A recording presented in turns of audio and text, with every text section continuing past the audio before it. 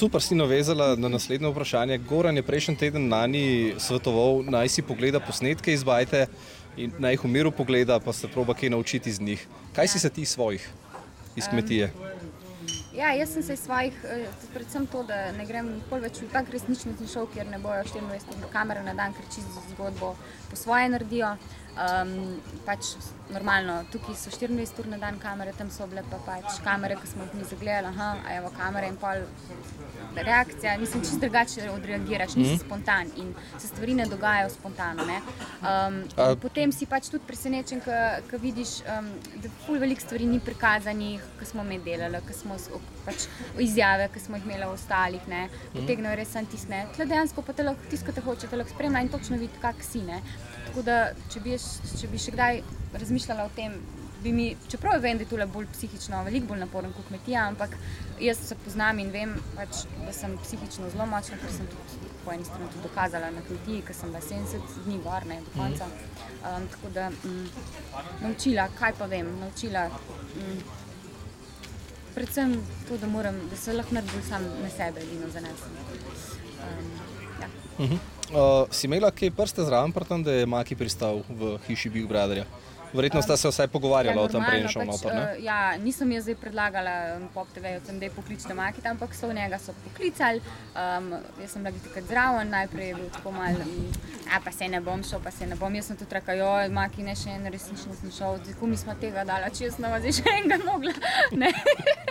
In pol sem pa mečkal, ker sem razmišljala, no, pa tako sem pa rekla, lej, glede na to, da je veliko stvari ne razumeš, ker se naju tiče, ker se kmetije tiče, no, predvsem. In jih ne moreš, dokler tega sam ne doživiš, jih ne moreš, se mi zdi, da moraš to doživeti, moraš probati, moraš na sebe preizkusiti. Ene stvari boš mogoče začel razmišljati, ki jih prej nikoli nisi, ki imaš ogromno cajta, z ljudmi si, ki moraš biti z njimi, tudi če ti ne paše.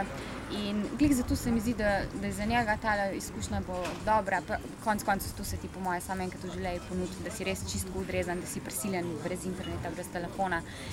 In vsaka igra se enkrat zaključi in tudi ta se bo, tako da jaz držim pesti, jaz vem, da bo, no, zdaj tudi mogoče tudi zato, ker je šel mečko kasneje noter, da bo zdržal, da ne bo hotel zdaj sam od sebe ven, ne. Sicer jaz bom vedela, kdaj bo hotel iti ven.